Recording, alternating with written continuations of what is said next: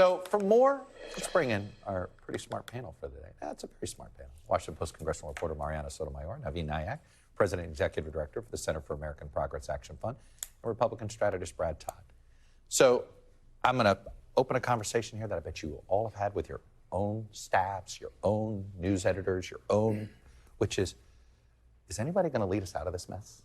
And I say this way, Marianna. Look, we are in and I understand the individual decisions of everybody making decisions based on their own needs politically, whether you're running against Donald Trump and want to win primary voters, whether you're Joe Biden and don't want to create a Hunter Biden situation. But my God, the country is on the edge of a cliff. Who's in charge? Who's leading us? That is a question to your point. Yeah, we're all trying to figure out who that person is. I remember covering Biden during the last election. I mean, this was a huge part of what he would talk about all the time, restoring the soul of the nation, restoring trust in politicians, in government, in the faith of this country. And he's been missing in that. And I think there's been a lot of questions as to why. I think part of it is he doesn't want to necessarily talk about the Justice Department when his own son is under investigation. He also was pretty adamant in saying, when he was, I think, president-elect, he would often say, listen, I do not want to talk about the Department of Justice because I don't want to be seen as someone who is colluding with the DOJ, which is something that, of course, many people who were critical of Trump would say that he was also doing. So he right now is at this point where maybe he should go out there and start to say, look, Republicans are very much undermining the justice system, a pillar of democracy. Right. A lot of people behind the scenes often talk about how dangerous that is. And the fact that there isn't anyone, we're definitely not hearing it from Republicans, and you don't have necessarily high Democratic leaders to be filling that void. Navin, what would you stay? I mean, I understand the political reasoning not to get involved. First of all, I think there's two different elements to this. One is the cancer in the Republican Party? And it is very hard. I think President Biden will have his moment. We are going to have a campaign in 2024, and there's no question that, I mean, it was at the core of his launch advertisement. The threat to democracy remains strong. MAGA Republicans and Donald Trump are at the core of that threat. There's no question that President Biden will make that case. That's a political case. I think he's being really smart that the legal case has got to be made through the Department of Justice. The political case, he's president. He's out there touting the economic accomplishments he's made. He's focused on inflation. He's focused on a whole suite of things.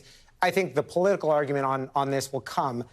And it's really hard for us as a country, your core question, to move forward if we don't deal with this in the Republican Party.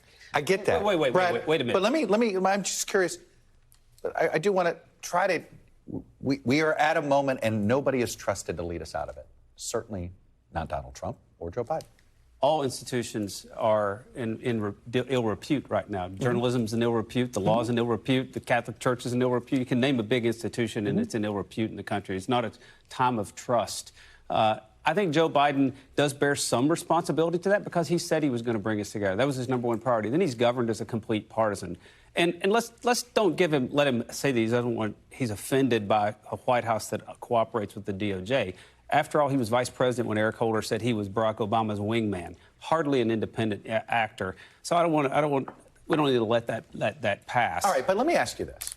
And it goes, we are in a situation where nobody in the Republican Party who's got skin in the game thinks it's a good idea to nominate Donald Trump. And yet there's a whole bunch of people it looks like it's inevitable. There's a lot of people in the Democratic Party that think, boy, it's not a good idea to nominate an 80-year-old guy for a second term. But it feels like inevitable. Look at the other thing you and I talk about all the time professionally, the world of college sports. Not a single person in charge of college sports thinks this college realignment is healthy for college sports. And what's happening? It's happening anyway. This is why I think we feel so frustrated and leaderless as a nation.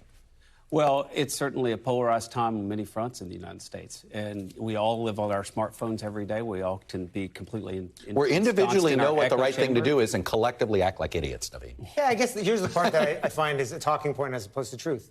We actually have seen 2 years of the most bipartisan accomplishments in my 20 years in D.C.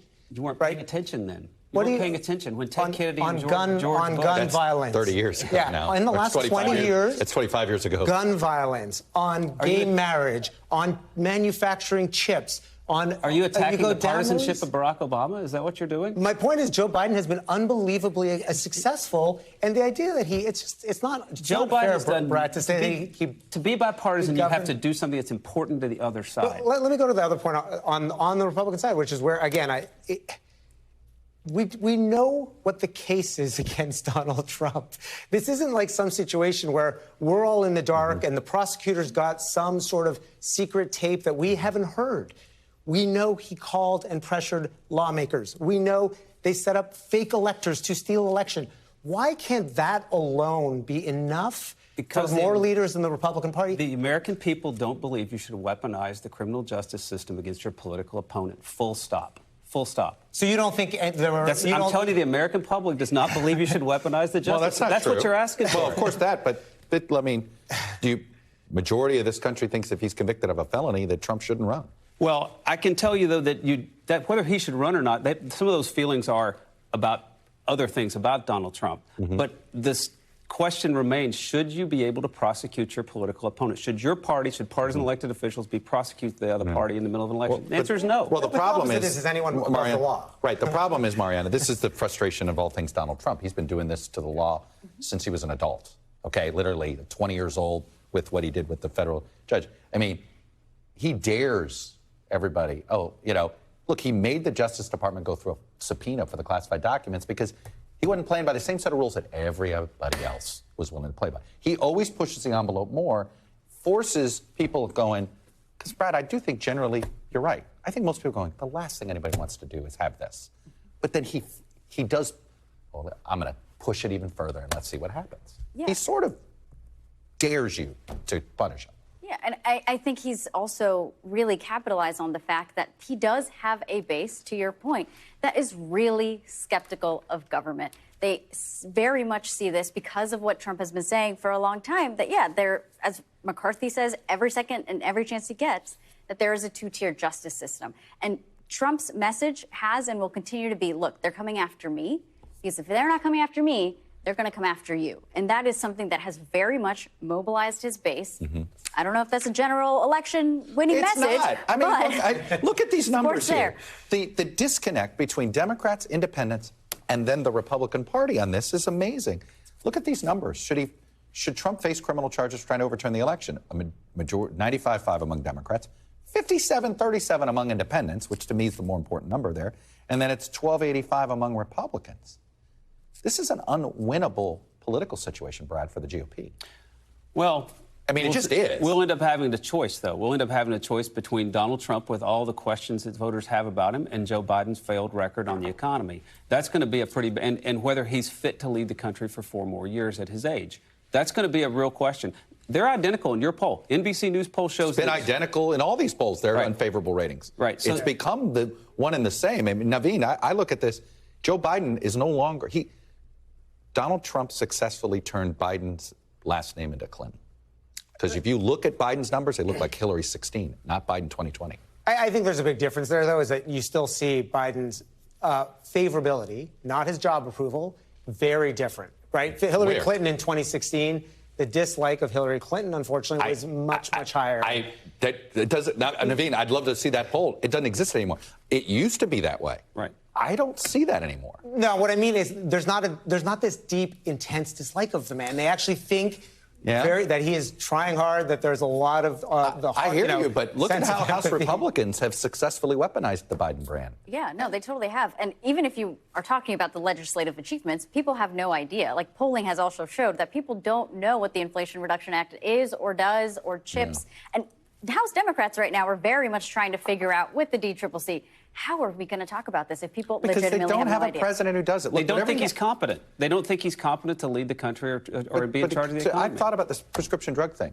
Yeah. Navin, if Donald Trump did this, he'd say it every other second. I lowered your prescription drugs, by the way. I hate this justice system, but I lowered your prescription drugs, right? Yeah. That's not in Joe Biden's wheelhouse. And it's also why he's president, to be honest. I think there's an element of Trump's bombastic lie, say whatever, that I think is why, big reason why he's not president. I think there is. But look what he said. But look at his, frankly, incorrect rhetoric about the economy? Sure, he's convinced people that his economy was Yes. better than this one, and it's just not true. I lived it. We all lived it. It wasn't true. Yes. He's a salesman. I mean, Yeah, he's a good one. He's a snake oil salesman. Well, it still remains to be seen if he ends up being the Republican nominee or what. But What do you put the odds at? he lost to a much more popular Joe Biden than Joe Biden is now That's by what I a few keep pointing thousand out. votes. But here are the big things. The last time Donald Trump was on the ballot, January 6th hadn't happened. Abortion was still a right in this country. Yeah. So I think we have to remember who. And Marianna, I think as we joke, it may be abortion stupid. Yeah.